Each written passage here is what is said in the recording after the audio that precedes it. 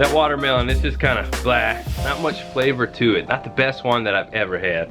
Regretfully, I had to buy this one at the store because our watermelon here on the farm did not do well this year. It was my first year growing watermelon, so it was experimenting and a learning process. And believe it or not, I didn't eat watermelon growing up. I didn't eat a lot of fresh fruits and vegetables at all. I ate mostly junk food and a lot of high sugar food. Yeah, but as I got older and started eating better and get some of that junk out of my diet, I started enjoying some of the real foods and seeing that there's actual flavor there, because when you eat junk food you have a lot of mucus and inflammation in your body and you can't really taste things properly. So getting rid of that on top of beginning to eat real fresh food from the farm, it was just like, whoa, real food can taste great.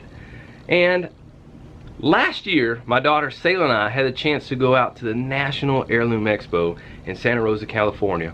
And while we were there, we were seeing so many different types of varieties, heirloom varieties of fruits and vegetables that are from all around the world.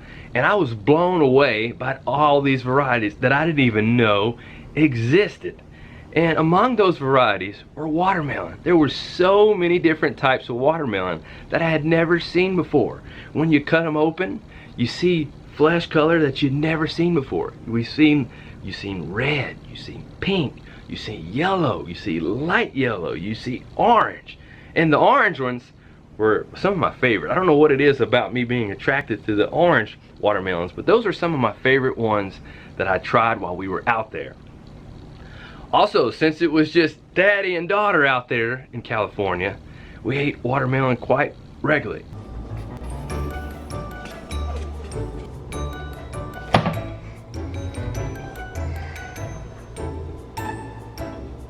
Yeah.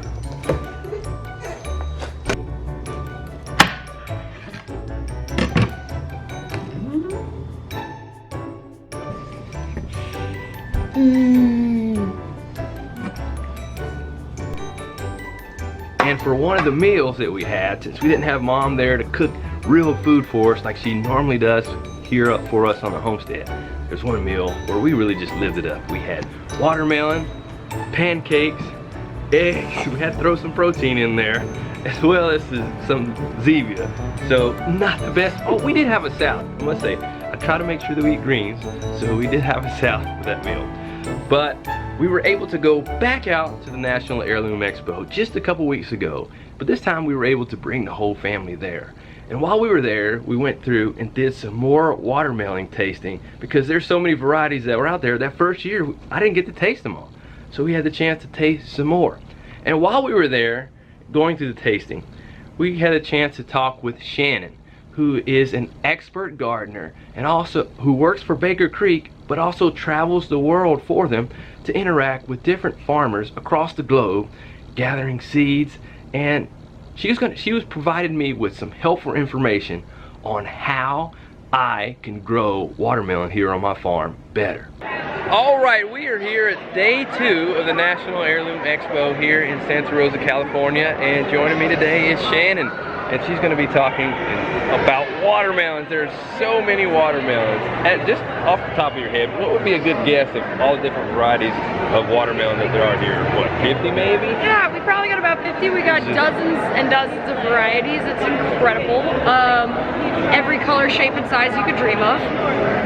And I'm excited to do a tasting today, and we can chat a little bit about how to grow the best watermelons. That would be great, because this year I tried to grow watermelon for the first time and I really didn't have a lot of success. And I think a lot of people, even in our area, have trouble with growing watermelon, so I would definitely be open to any pointers that you have for growing watermelon, for sure. Yeah. Absolutely. So a few just general tips. Well-drained soil is essential for watermelons. They do not like standing water. They don't like wet feet. They want well-drained soil. Whether you already have that or you need to encourage it with the amendment of well-rotted compost. Okay. That's got a good structure that's loose and well-draining. Okay. Sandy soil is great, but you know, you wouldn't want to add sand. You'd really more want to add organic matter that's going to make it more well-draining. So well-drained, rich soil is essential. Okay. And sometimes if you really have super poor soil and it's the opposite of that, maybe like heavy clay or something, you could do raised beds. That would work. What about mounds? If you get in an area that gets a lot of rain, would you recommend mounds? Mounds are always good with watermelons, yeah. So I like to make about a 3 or 4 foot mound, put about 3 seeds in the top of the mound, and then thin to your best 1 or 2 plants and let them trail out. Be sure to give your plants adequate spacing. Airflow is important. You don't want rotten fruit. If you have a high humidity and a lot of moisture, airflow is going to be essential. Watermelons like moisture at the beginning of their growing phase, and then as they mature, you want that flavor to really come out and get sweet. You don't want too much water, and you don't want the fruit to start cracking when they mature. So too much water, too much rain right at their maturation point is no good. So definitely had some of that. So yeah, it happens. Yeah, it's you know, there's only so much of that you can control because you can't stop the rain. But using things like mulch, that helps just to buffer temperature and moisture extremes. So mulch is helpful. Planting varieties that are well suited to your region. Georgia rattlesnake might do really well for you. Yeah, I would try Georgia rattlesnake. That one would be really great for your area. I'm sure we could even find you, well, we've got Carolina cross right here. That one would do great. So those tolerate moisture more? Yeah, they're going to be more humidity tolerant. So doing a regionally adapted variety would really help your cause. Keeping the airflow as best as possible. Keeping weeds down. Weeds are also going to muck up the airflow circulation, so keeping your weeds down, so that goes back to mulching your plants adequately. So good mulch, keeping your weeds down in any way that you can, adequate spacing. They need to be spaced at least 4 feet apart. Those mounds are going to help. Well-drained soil is going to help with your rot issue. So all of that is going to help you to get the best watermelon harvest possible. And again, don't go watering them when they're starting to mature. Let them go dry, okay? Not you know, if they're going too dry, you'll see the leaves start to curl on the edges, and you can give them a bit of water. But for the most part, pretty dry. And speaking of airflow, I see some farmers, they do trellising with their watermelon. Is that something that you recommend as well, or more on the ground? I grow on the ground only. If you have a smaller variety, trellising is a doable thing. If you've got bigger varieties, it can be a little bit tough.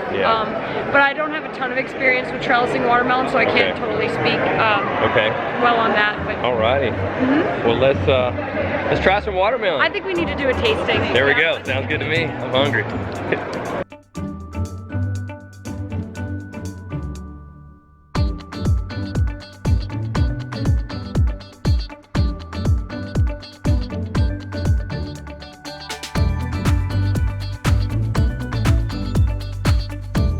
All right, Selah, you ready to try some watermelon?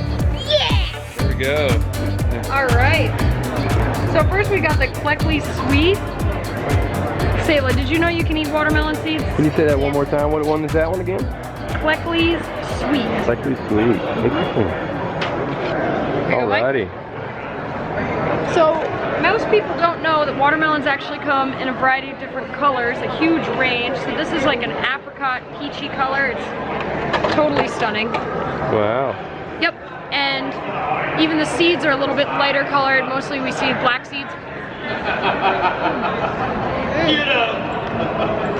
That's good.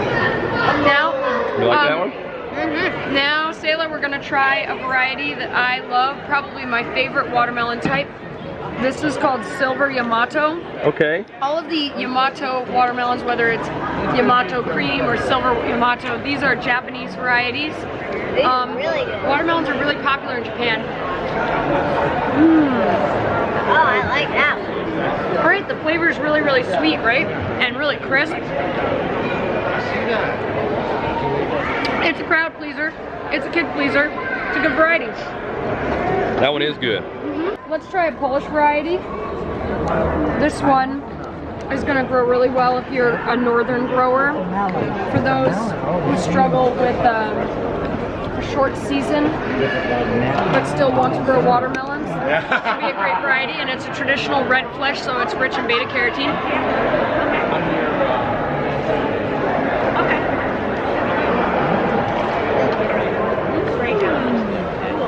All right. I like that one. Yeah. Now,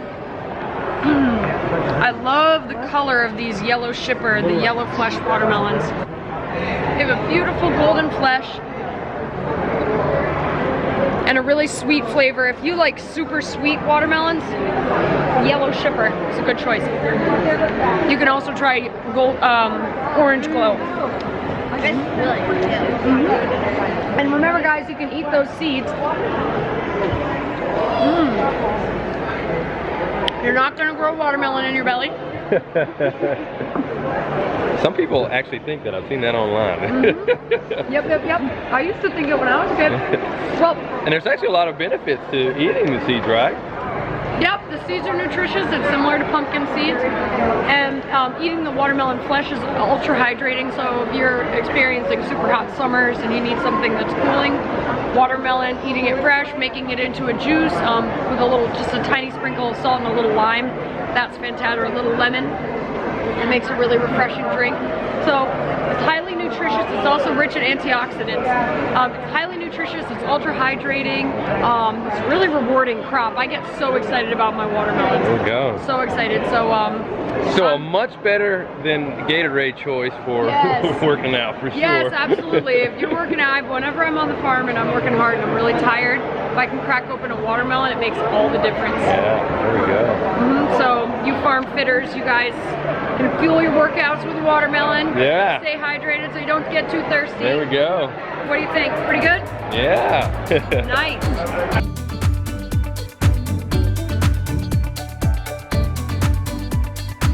All right, Shannon, next, if you could show us some of the varieties that you would suggest for people like us who are growing in areas that are hot, humid, and also get a lot of moisture at times. Right, heat, humidity, and moisture can be tough with watermelons, so picking a regionally adapted variety that can do well with those conditions is ideal. So Carolina Cross is this giant variety, red flesh, really nice firm flesh. It's got a great flavor, and it's going to handle your Carolina or Georgia or Florida type weather a lot better. There's other varieties that we can find. Dixie Queen is another one that does well in the south and the more humid parts of the south. Dixie Queen does really well. And then another one, I don't believe we have it out at the moment, but I'll just tell you about it. It's called Georgia Rattlesnake. So try Georgia Rattlesnake. That's another one. Beautiful crimson flesh, so delicious, and it's got heat, humidity, and moisture tolerance that can't be beat. So give those a try. It's got to be a multifaceted approach. You've got to create the right conditions, and you've got to choose the right varieties.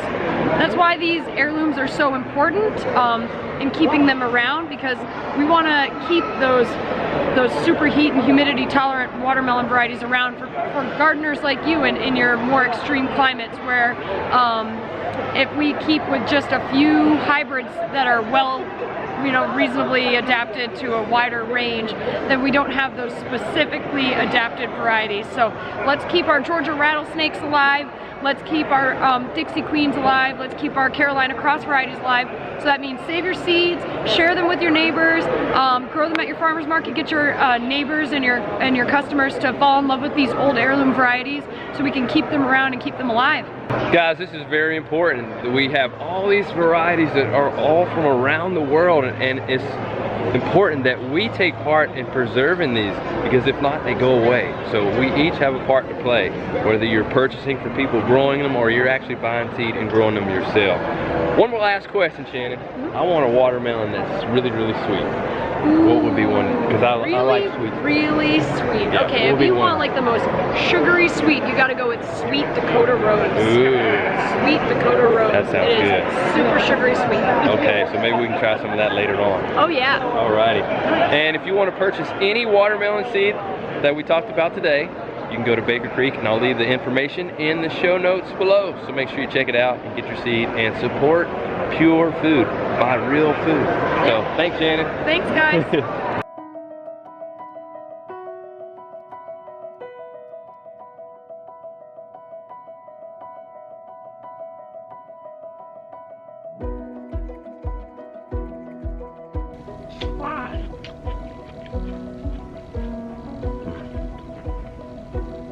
I keep eating this watermelon thinking it's going to have flavor, like the watermelon that we had back at the expo, but it just keeps letting me down. Guess I'll have to wait a while before I can have real watermelon again. I plan to apply a number of the lessons and things that Shannon shared with us, so hopefully we can have some real good watermelon of our own here on our farm. So we're gonna have to wait till next year, I guess. So but if you want to purchase some heirloom varieties of seeds, whether it be watermelon or whatever else, check out the show notes below and you can get them for Baker Creek Heirloom Seeds as well. Their website is rareseeds.com. Also, invite you to check out our merch below. And one of the shirts that I'm really pumped up about is our Food War shirt. Right now, we're in a fight to preserve all these different varieties of heirloom seeds, and that's what the Food Wars that's what the heart is behind the design of the Food Wars shirt. So you can check that out and a number of our other shirts in the show notes below as well. Well, I would say I'm gonna go back and enjoy this watermelon, but I think I'm gonna move on and get something else to eat. That's it for now. We'll see you next time, and as always, grow on.